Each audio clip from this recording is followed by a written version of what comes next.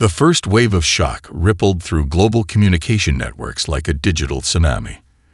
In a cramped satellite monitoring station nestled in the Andes Mountains, Raul Gutierrez watched the alien transmission's residual data patterns with a mix of terror and fascination. His fingers flew across specialized quantum decryption interfaces, peeling back layers of alien communication that no human had ever seen before. "We've got anomalies," he muttered into his comlink. "Their transmission isn't just a message. It's a complex dimensional signature." Thousands of miles away, in the bustling research corridors of the CERN facility, Dr. Yuki Nakamura dropped a delicate quantum resonance sensor. The device shattered on the floor, its fragments catching the harsh laboratory light.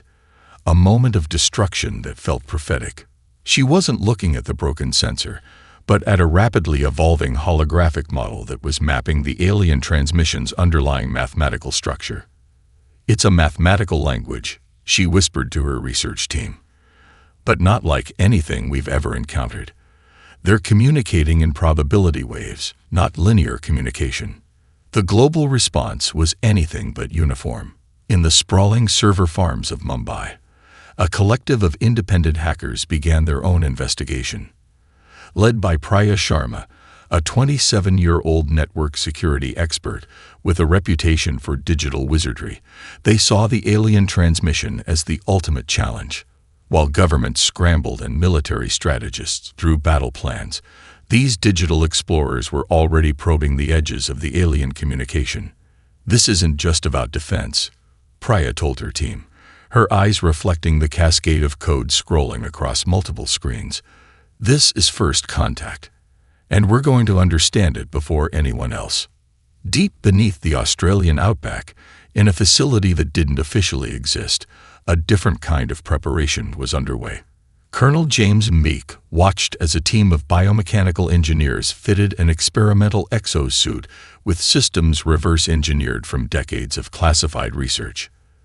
The suit was a patchwork of human innovation: quantum computing cores salvaged from decommissioned space shuttles, neural interface technologies developed for medical prosthetics, and material science that pushed the boundaries of what was considered possible. "We've been preparing for this moment our entire lives," Mbik muttered, watching a technician calibrate a system that could potentially interface with alien technology at a molecular level. "We just didn't know it." The Centauri's ultimatum had triggered something profound and unexpected. It wasn't just about resistance or survival. For humanity, this was an invitation to transcend, to demonstrate that limitations were nothing more than unexplored potential. In low Earth orbit, the International Space Station became more than a research platform. It transformed into a real-time analysis hub, with scientists from rival nations working with an intensity that erased decades of geopolitical tension. Russian quantum physicists collaborated with American aerospace engineers. Chinese artificial intelligence experts shared breakthrough insights with European neural network researchers. The alien transmission had done what no human diplomatic effort had ever achieved. It had unified humanity not through compromise, but through a shared sense of existential challenge.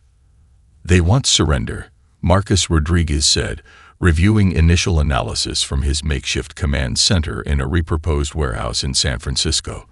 "But they don't understand what that word means to us." What the Centauri saw as a simple ultimatum: humanity was already transforming into an opportunity. Every research facility, every hidden laboratory, every interconnected network was now a potential weapon. Not just of technology, but of imagination. The real battle had already begun, and it would be fought on terrain the aliens couldn't even comprehend. In the labyrinthine depths of the Shanghai Quantum Research Complex, Dr. Wei Zhang discovered something extraordinary. The alien transmission wasn't just a threat. It was a complex mathematical puzzle that seemed to deliberately challenge human understanding. "Look at this," he called to his colleague, Dr. Aisha Okonkwo, pointing at a holographic representation of the transmission's underlying structure. "It's like they're testing us, deliberately leaving breadcrumbs of information." Aisha leaned closer, her augmented reality contact lenses parsing the data in real time.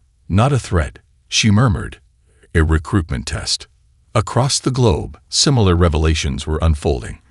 In a repurposed nuclear submarine retrofitted as a mobile research station in the Pacific, a team of climatologists and theoretical physicists were experiencing their own moment of discovery.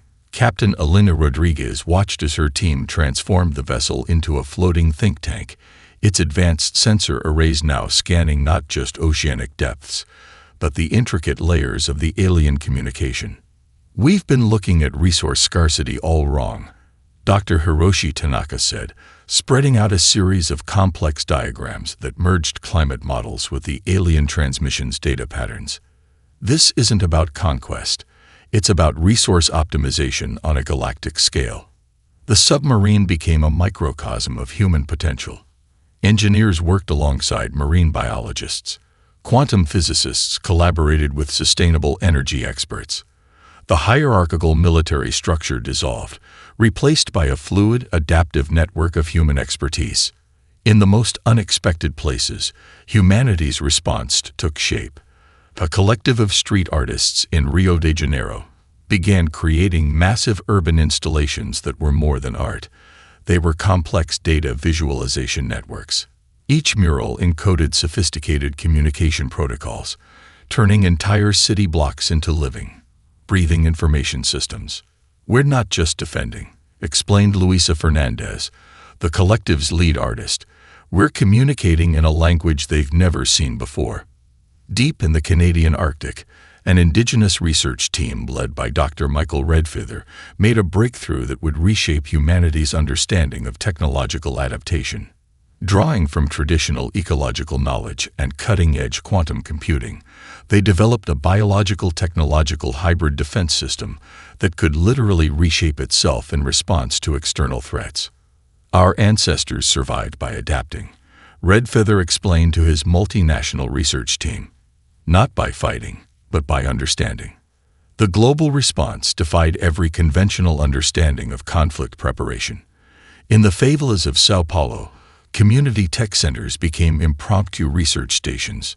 In rural schools across Africa, students were integrated into massive distributed computing networks. Every human became a potential node of resistance, every piece of technology a potential weapon. At the United Nations emergency session, something unprecedented occurred. Instead of political posturing, representatives began sharing unfiltered research, breaking down decades of technological protectionism in hours. Military classified documents were declassified in real time. Patent restrictions were suspended.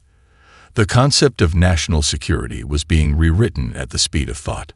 "We're not preparing for war," said Ambassador Kwame Nkrumah, representing a coalition of African nations. "We're preparing for first contact." In low Earth orbit, the International Space Station became more than a research platform. It transformed into a living laboratory of human potential. Astronauts from competing nations worked with an intensity that dissolved decades of geopolitical tension. A Russian cosmonaut and an American aerospace engineer developed a revolutionary propulsion system by combining their entirely different technological approaches. The alien ultimatum had triggered a global renaissance of human capability. It wasn't just about survival. It was about transformation. In a small research facility in New Zealand, Dr. Emma Whitmore made a discovery that would change everything. By applying principles of biomimicry, developed from studying local ecosystems, she created a communication interface that could potentially translate the alien transmission into something humans could fundamentally understand. "They think they're speaking a universal language," she told her team, a dangerous glint in her eye. "We're about to show them what a truly universal language looks like." The Zentari had issued an ultimatum. Humanity was rewriting the rules of engagement, not through aggression, but through an unprecedented display of collective innovation, cultural complexity, and adaptive potential. The first true engagement happened in a region of space that would later be known as the Prometheus Corridor, a chaotic battleground that defied every known principle of warfare. Lieutenant Commander Zora El-Khalid gripped the neural interface of her experimental combat craft, the sensation more like dancing than fighting. Her ship wasn't just a weapon. It was an extension of human creativity, a living system that adapted faster than the Zentari could process. Incoming quantum displacement, her AI companion chirped, its voice a perfect blend of machine precision and human intuition. The ship's molecular structure began to shift, its hull transforming from solid matter to a quantum-entangled state that could simultaneously exist in multiple spatial configurations. The Zentari battle group didn't just encounter resistance. They encountered a nightmare of unpredictability. Deep within the combat zone, a distributed network of microdrones operated with a collective intelligence that mimicked, and then surpassed, biological swarm behaviors. Each drone was more than a weapon. It was a learning node, constantly analyzing, adapting, communicating through encrypted quantum channels that the Zentari communication systems couldn't even detect. In a hidden control center beneath the Atacama Desert, Dr. Imani Okik watched the battle unfold through a series of holographic displays that looked more like abstract art than military intelligence. Her team had developed a combat algorithm that was less about direct confrontation and more about systemic disruption. It's not about destroying them, she explained to her team. It's about making their entire operational system incomprehensible. The Zentari encountered warfare as a form of distributed intelligence. Their massive battleships, designed for overwhelming force and hierarchical command, found themselves fighting an enemy that didn't have a central command structure. Every human vessel, every drone, every piece of technology was both a weapon and a potential communication node. The Zentari battle cruiser attempted to isolate and destroy a human combat wing. What happened instead was a carefully orchestrated dance of technological improvisation. The human ships didn't just evade. They transformed the very geometry of space around them. Lieutenant Al-Khalid's ship performed maneuvers that would have been considered mathematically impossible. Quantum entanglement allowed her vessel to exist in multiple potential states simultaneously. When the Zentari targeting systems locked onto her ship, it was already somewhere else, and everywhere else. "We're not fighting," she transmitted to her squadron. "We're solving a complex mathematical problem that happens to involve their destruction." In the cold vacuum of space, human creativity became the ultimate weapon. A group of combat engineers aboard a modified research vessel discovered something extraordinary. By applying principles of fractal mathematics and biological networking, they could create communication interference patterns that literally broke the Zentari sensor and communication technologies. "It's like we're speaking a language they can hear, but can't understand," explained Dr. Rajesh Mehta, watching as entire sections of the Zentari battle network began to destabilize. The battle wasn't just happening in physical space. It was a multi-dimensional conflict that incorporated psychological warfare, technological innovation, and a fundamental reimagining of combat itself. A small contingent of human vessels, seemingly outgunned, would suddenly combine into complex geometric formations that acted as living communication jammers. Their very existence became a form of technological poetry, beautiful, incomprehensible, deadly. The Zentari command structure began to fracture. Their rigid hierarchical systems couldn't process an enemy that didn't follow any recognizable pattern of engagement. Every time they adapted to one human strategy, 3 more unpredictable approaches would emerge. In the communication centers of Zentari command ships, junior officers began to experience what could only be described as a technological form of culture shock. The human approach to warfare wasn't just different. It was fundamentally alien to their understanding of conflict. "They're not fighting," one bewildered Zentari tactical analyst reported. "They're performing." And in a very real sense, they were. Each human engagement was a perfect blend of mathematical precision, artistic improvisation, and pure, unbridled imagination. The Zentari had come expecting a simple conquest. Instead, they found themselves in a complex, ever-shifting landscape of human potential, where the very concept of warfare was being rewritten with each passing moment. The breakthrough came from an unexpected confluence of disciplines. In a converted lighthouse on the rocky coast of Nova Scotia, Dr. Samira Patel's interdisciplinary team represented a microcosm of human potential. A neuroscientist sat next to a materials engineer. A climate researcher shared a holographic display with a quantum computing specialist. A teenager who had won multiple international coding competitions worked alongside veteran researchers with decades of experience. "We're not just developing technology," Dr. Patel explained, adjusting a complex neural interface that seemed to blur the line between biological and artificial intelligence. "We're creating living systems." Their current project was unlike anything the scientific community had ever conceived. They were developing adaptive technology that could learn, grow, and transform at a cellular, or in this case, computational, level. The neural interface wasn't just a tool. It was becoming a form of symbiotic intelligence. Halfway across the world, in a research facility carved into the mountains of Tibet, another team was exploring an entirely different approach. Drawing from traditional Buddhist philosophy of interconnectedness and cutting-edge quantum computing, they were developing communication technologies that challenged the very concept of individual consciousness. Dr. Tenzin Dorje demonstrated a prototype that could process information through quantum entanglement in ways that made traditional computing look primitive. "Information is relationship," he told his international team. "Not a thing, but a connection."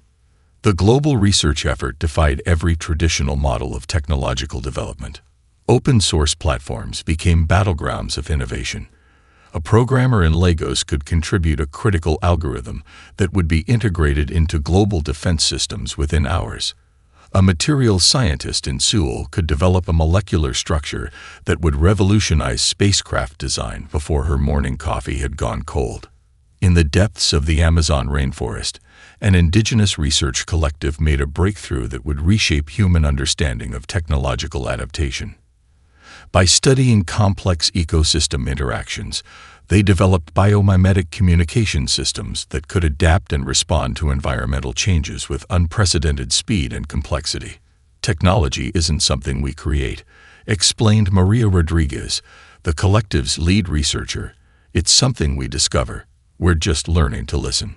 The Zentari intercepted fragments of human research communications. What they saw defied their understanding of technological progression. It wasn't a linear path of development, but a chaotic, beautiful web of interconnected innovations. A small research team in Antarctica discovered a method of information transmission that used quantum entanglement in combination with biological neural networks. Their communication system could transmit complex information instantaneously, bypassing traditional limitations of space and time. Dr. Elena Volkov, bundled in specialized research gear, explained the breakthrough to her multinational team. "We're not just sending information," she said, her breath creating a small cloud in the intense cold. "We're creating living communication networks." The most revolutionary developments weren't happening in massive government facilities or private research labs. They were emerging from unexpected places. A group of high school students in Mumbai developed an AI system that could predict and mitigate complex systemic failures. A community technology center in rural Kenya created adaptive energy systems that could transform local infrastructure faster than any traditional development model.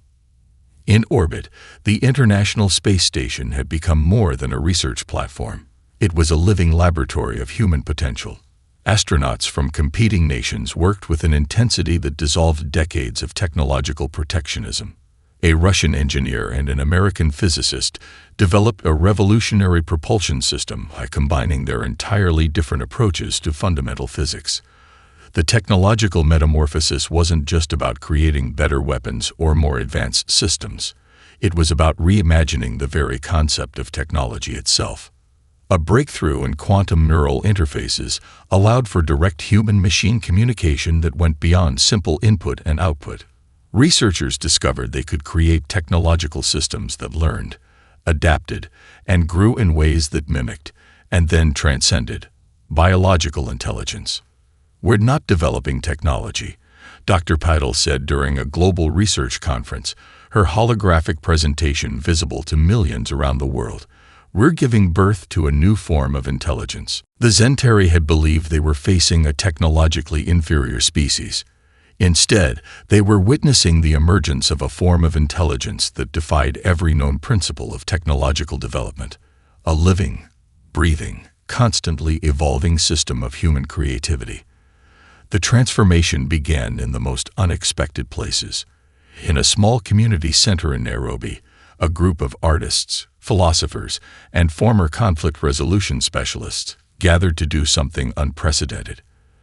They weren't planning a defense strategy. They were designing a comprehensive cultural response to the alien threat. Amara Okonkwo, a performance artist with a background in anthropological research, spread out a massive interactive holographic map.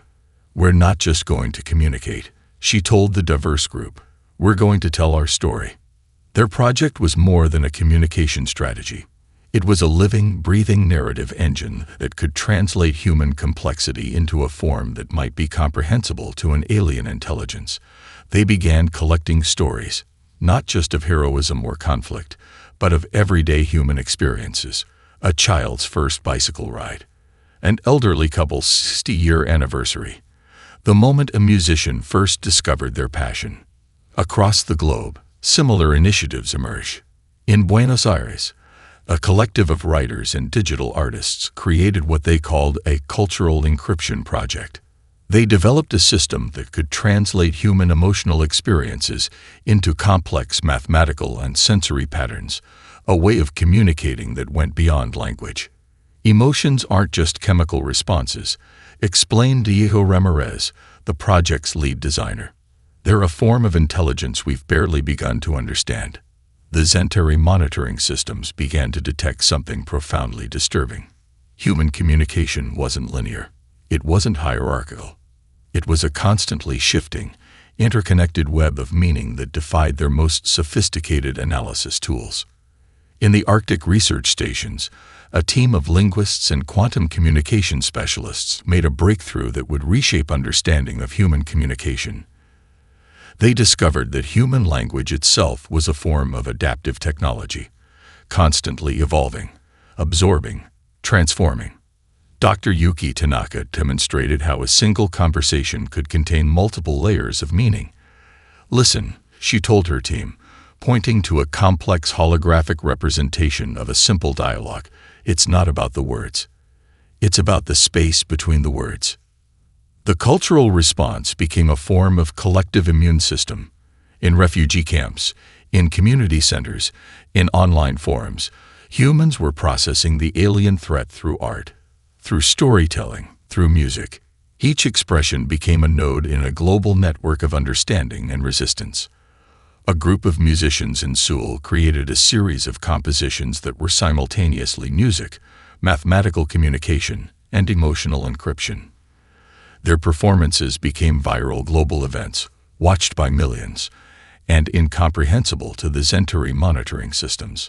"We're not just making music," explained Jin Soo Park, the ensemble's lead composer. "We're creating a form of communication that doesn't exist in their understanding." In the favelas of Rio de Janeiro, community leaders developed adaptive education systems that transformed every challenge into a learning opportunity. Children were learning quantum physics through street dance. Mathematical principles were explained through musical rhythms. The entire community became a living, breathing research facility. The Zentari found themselves confronting a species that didn't just adapt, it transformed adaptation into an art form. A breakthrough came from an unexpected source. A group of conflict resolution experts and game theorists developed what they called narrative warfare. It wasn't about defeating the Zentari. It was about creating such a complex, nuanced representation of human experience that the very act of understanding became a form of transformation. Dr. Fatima Al-Rashid, leading the project, explained their approach. "We're not trying to win a war," she told her international team. "We're trying to expand the very concept of communication." The most powerful weapon wasn't a piece of technology. It was human complexity itself. In virtual reality spaces, artists and programmers created immersive experiences that were part communication, part art, part philosophical exploration. A single interactive narrative could contain more complexity than entire Zentari communication archives. The global response defied every conventional understanding of conflict preparation. It wasn't about fighting. It was about telling a story so profound, so nuanced, that the very act of listening would change the listener. They think they're going to conquer us, Amara Okonkwo said, looking at the holographic map of human stories. But they don't understand. We're not a species to be conquered. We're a story still being written. The Zentari had come expecting to find a straightforward civilization. Instead, they found a living, breathing, constantly evolving narrative of possibility. The true battlefield wasn't in space or on planetary surfaces. It existed in the intricate landscapes of perception, imagination, and collective consciousness. Dr. Leonora Chen's team operated from a converted data center in the Canadian Rockies. They weren't traditional military strategists or psychologists. They were architects of perception, designers of narrative complexity that would make the Zentari's intelligence networks collapse under their own weight of confusion. We're not just sending messages, Leonora explained to her diverse team of philosophers, artists, mathematicians, and cognitive scientists. We're creating entire ecosystems of meaning. Their primary weapon was a revolutionary communication system that functioned more like a living organism than a traditional information network. Each piece of communication was a self-evolving entity, capable of adapting its core message based on the recipient's cognitive processing. A young programmer named Kai Rodriguez had developed an algorithm that could generate narratives so complex, so multi-layered, that they became a form of cognitive camouflage. The Zentari monitoring systems would detect information, only to find themselves lost in labyrinths of meaning that shifted and transformed with each attempt to analyze them. In the heart of the Amazon rainforest, an indigenous research collective contributed a breakthrough that would redefine psychological warfare. Drawing from centuries of oral storytelling traditions and cutting-edge cognitive science, they developed communication strategies that worked on levels far beyond simple information transmission. Maria Thunderhawk, the collective's lead researcher, demonstrated how traditional storytelling techniques could create information networks that were virtually impossible for linear thinking systems to comprehend. Our stories have always been living things, she explained. They breathe, they change, they survive. The global response became a symphony of narrative complexity. In underground networks spanning from Buenos Aires to Beijing, artists, hackers, philosophers, and scientists collaborated on what they called perceptual warfare. They weren't just resisting. They were reimagining the very concept of communication. A breakthrough came from an unexpected collaboration. A group of quantum physicists working with Zen Buddhist monks developed communication techniques that exploited the fundamental uncertainty of information transmission. Their methods created information states that existed simultaneously in multiple interpretative potentials. Dr. Hiroshi Tanaka, leading the research, explained their approach. "We're not sending a message," he said, adjusting a complex quantum communication device. "We're creating a probability field of potential understanding." The Zentari monitoring systems began to experience something akin to cognitive breakdown. Each attempt to analyze human communication resulted in increasingly complex and incomprehensible data streams. What appeared to be random noise was actually a sophisticated form of adaptive communication. In virtual reality spaces that spanned global networks, artists and programmers created immersive experiences that were part psychological exploration, part information warfare. A single interactive narrative could contain more complexity than entire Zentari communication archives. A group of game designers in Lagos developed what they called cognitive disruption engines, interactive experiences that could subtly reshape perceptual frameworks. What seemed like a simple video game was actually a sophisticated tool for expanding cognitive flexibility. "We're not just playing," explained Adebayo Okonkwo, the project's lead designer. "We're teaching entire civilizations how to think differently." The psychological warfare reached its most sophisticated level when human communicators began to exploit the fundamental differences in cognitive processing. Where the Centauri relied on hierarchical, linear information systems, humans created networks of meaning that were fluid, adaptive, and fundamentally unpredictable. A team of neuroscientists and linguistic anthropologists discovered they could create communication patterns that existed in a state of perpetual potential, messages that were simultaneously multiple things, defying the Centauri's binary information processing systems. Dr. Elena Rodriguez, watching the complex holographic displays showing global communication patterns, couldn't help but smile. "They think they're gathering intelligence," she told her team. "We're teaching them an entirely new way of perceiving reality." The most powerful weapon wasn't technology. It was the human capacity to transform, to imagine, to exist in states of perpetual becoming. As the Centauri struggled to comprehend these new forms of communication, humanity was writing a new chapter in the understanding of intelligence itself. They weren't just resisting. They were expanding the very concept of what communication could be.